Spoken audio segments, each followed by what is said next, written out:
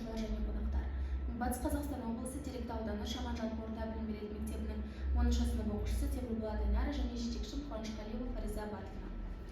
Мен сіздерге жақсылық әлемді түзетеді тақырыбындағы презентациямды таныстырғым келіп тұр.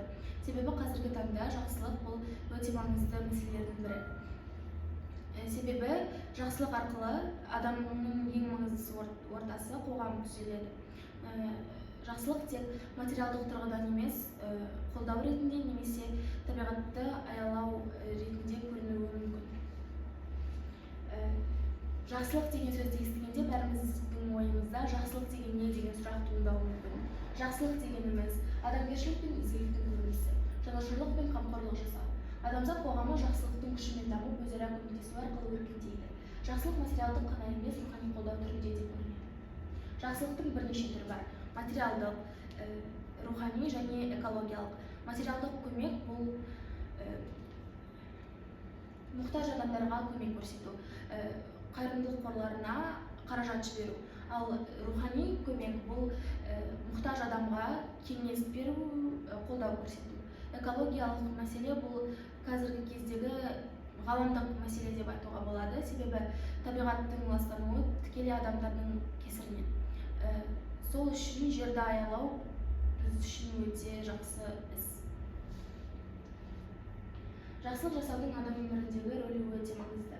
Жақсылық жасау адамның ішкі жан дүниесін байытады. Ғылыми зерттеулерге сәйкес, қайырымды адамдар бақыттырақ, өмір сүру ұзақтығы жоғары болып келеді. Жақсылық жасаған адам рухани қанағат пен тыныштыққа ие болады. Қазақ халқының жақсылыққа қатысты нақыл сөздері өте көп. Оның мысалы, жақсылық ексең жақсылық орасын. Жақсылық жаса да суға сал, балық немесе халық біледі. Жақсы сөз жарым ырыс. Адамның ең жақсысы адамға пайдасы тигені. Бұл мақал-мәтелдер халық даналығының жақсылықтан сипаттайтынын көрсетеді. Әлемдегі жақсылықтың көріністері. Дүние жүзінде миллиондаған қайырымдылық қорлары жұмыс істейді. Мысалдар: Билл Гейтс қоры, денсаулық сақтау мен білім беру саласындағы көмек, Қызыл крест ұйымы, табиғи апаттардан зардап шеккендерге көмек, УНИСЕФ балалар құқығын қорғау ұйымы. Бұл қорлар әлемдегі миллиондаған адамға қолдау көрсетіп отыр. Жақсылыққа мысал келтірсек, біздің мектебімізде ауырып жатқан бүлдіршін Бақытжан Нариманның еміне қолын созу мақсатында оқушылар мен ауыл тұрғындарына арнайы жәрмеңке жасады. Жәрмеңке 3 күнге созылды. Әр күн сайын оқушылар тамақ, оқу құралдарын, тәттілер сияқты заттар әкеліп өздері сатты. Жәрмеңкеде қомақты ақша жиналды. Оқушылар өздерінің жасаған жақсылығына дән риза. Ал Нариманның ата-аналары мектепке алғысын жаудырудан тайдырмады. Сонымен қатар жыл сайын мектебімізде әртүрлі қайырымдылық шаралары өтеді. Оның бірі бір алма сал акциясы.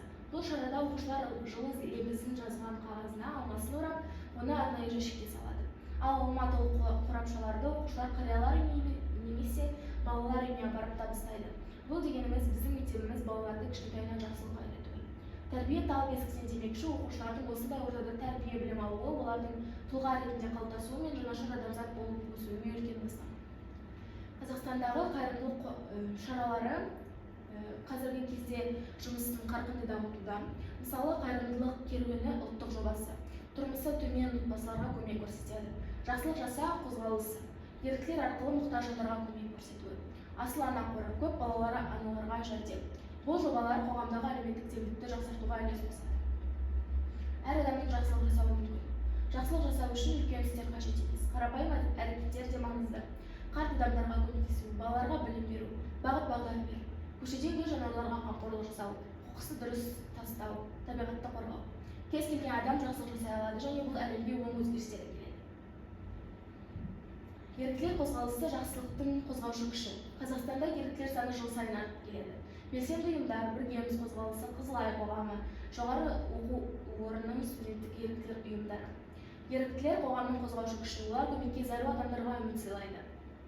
Жақсылықтың тізбекті әсері.